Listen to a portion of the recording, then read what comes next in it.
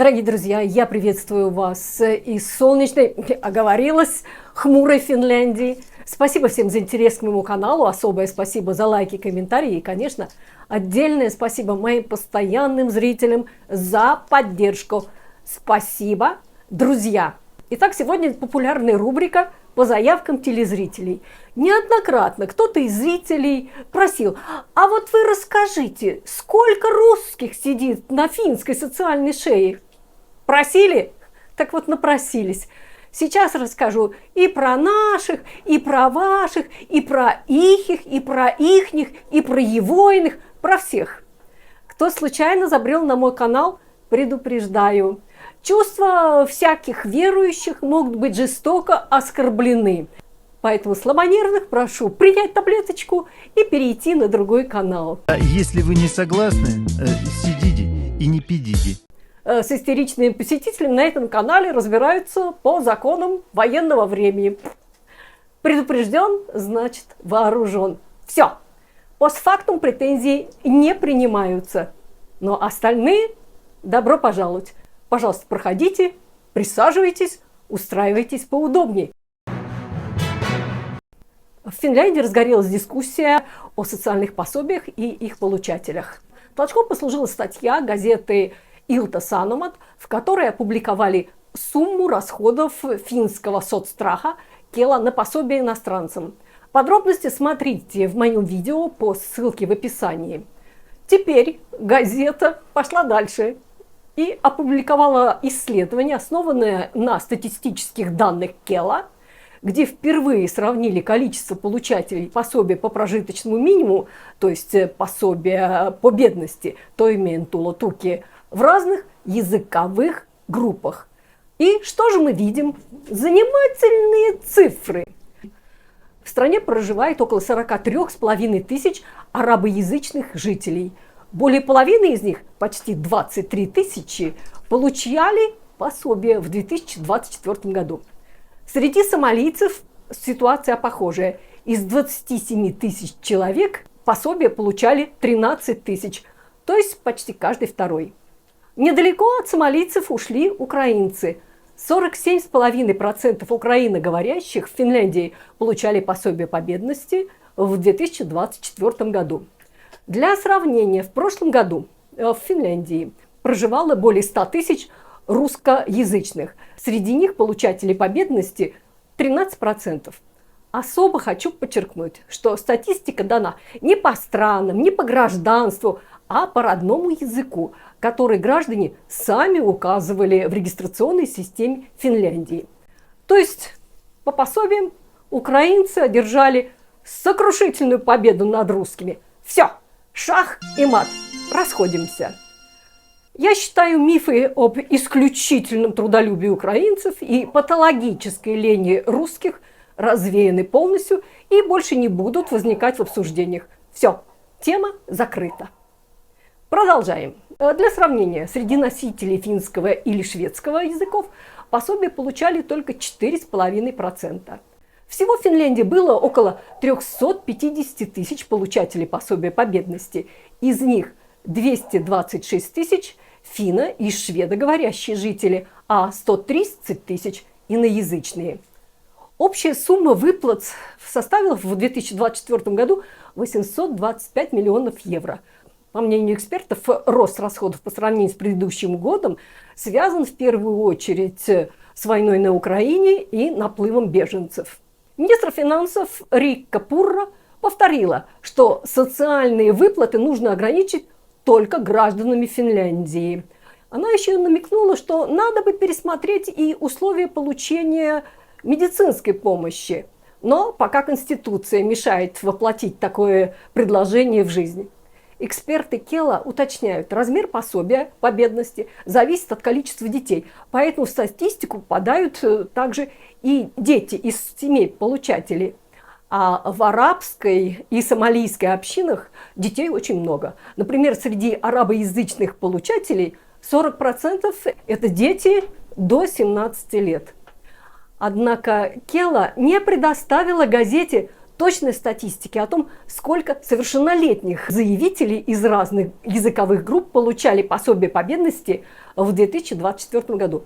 Более того, когда статья готовилась к выпуску, начальник статистического отдела Кела Веса Юлинен попросил, чтобы статистика получателей по языковым группам все же не публиковалась.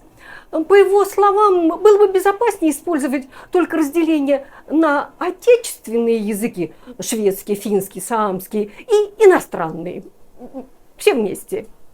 Юлинен обосновал свою просьбу тем, что предоставленные по запросу газеты Илта Санамо данные Кела о получателях пособий по языкам могут содержать статистические погрешности. Он отметил, что этот вопрос вызывает обеспокоенность даже в высшем руководстве Кела. Дорогие бюрократы Кела, я полностью разделяю вашу обеспокоенность, ведь сокращение социалки – это удар по вашей синекуре. Мигранты – залог благополучия. Слава богу, журналисты в Финляндии пока еще могут выполнять свою работу, не оглядываясь на бюрократов. Поэтому мы можем видеть тенденцию. Если в 2017 году иностранцы составляли только 19% получателей пособий, то в 2024 году их уже почти 30%. При этом доля арабоязычных в населении Финляндии всего 0,77%, а их доля среди получателей пособий 6,4%. Аналогичная ситуация с сомалийской общиной. Их всего 0,48% от населения, а они составляют почти 4% от всех получателей пособия. Особенно хорошо заметна ситуация в столичном регионе.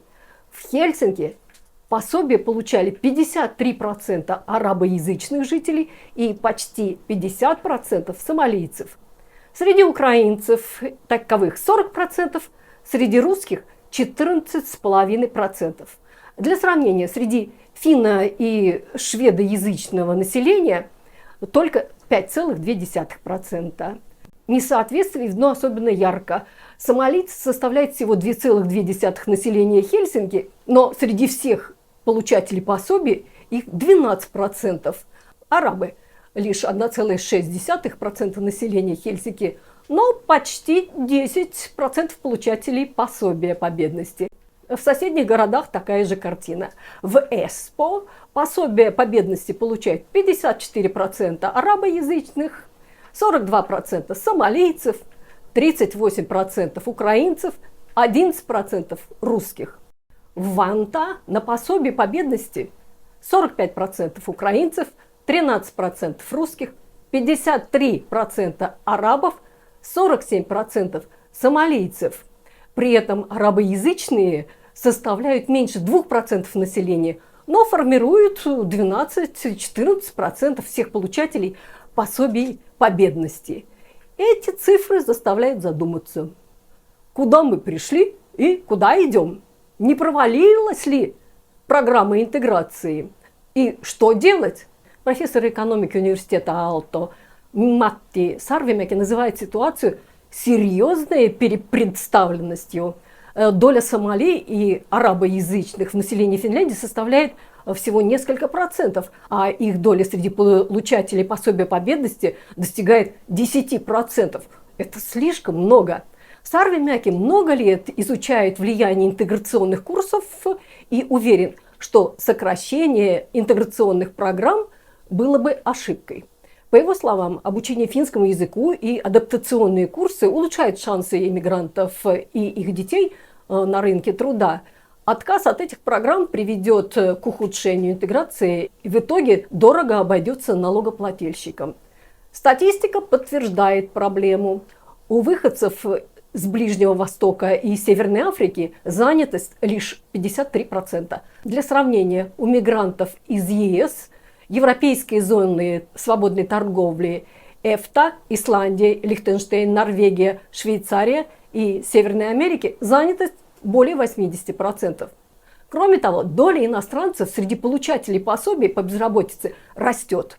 В 2024 году почти 26% всех получателей пособия биржи труда Työmarkkinatuki были иностранцами. Годом ранее их доля была 24%. Аналогичный рост наблюдается и в выплатах базового пособия по безработице Перус-Пайвараха. Исследователь из Института исследований экономики и бизнеса ЭТЛА Сакари Лайдемяки считает, что целью всех интеграционных программ должна быть одна – схожие показатели занятости у мигрантов и финнов, но реальность иная. Разные группы интегрируются по-разному. Причины могут быть связаны с условиями исходных стран, с культурными особенностями и другими факторами. Ведущий исследователь Центра исследований государственной экономики ВАТ Ханна Песел напоминает, даже через 10 лет после приезда многие беженцы все еще имеют низкий уровень занятости. Она приводит пример Дании. Там сокращение пособий действительно повысило занятость мигрантов в первый год, но через 5 лет эффект исчез. Опять сели на пособие. Более того, такие меры имели побочные эффекты. Женщины чаще оставались вне рынка труда, а дети из семей с урезанными пособиями реже ходили в детсад, реже заканчивали школу и чаще попадали в криминальную статистику. Таким образом, дискуссия в Финляндии выходит за рамки общего обсуждения безработицы среди приехавших. Цифры позволяют тщательно рассмотреть предмет со всех сторон и сделать выводы. Исходя из этого, вывести баланс между экономией бюджета, миграцией и ее долгосрочными перспективами для всего общества. Ну и чтобы не расставаться на грустной ноте, я покажу вам финские дачные малые формы, сделанные своими руками. Приятного просмотра. Всем пока!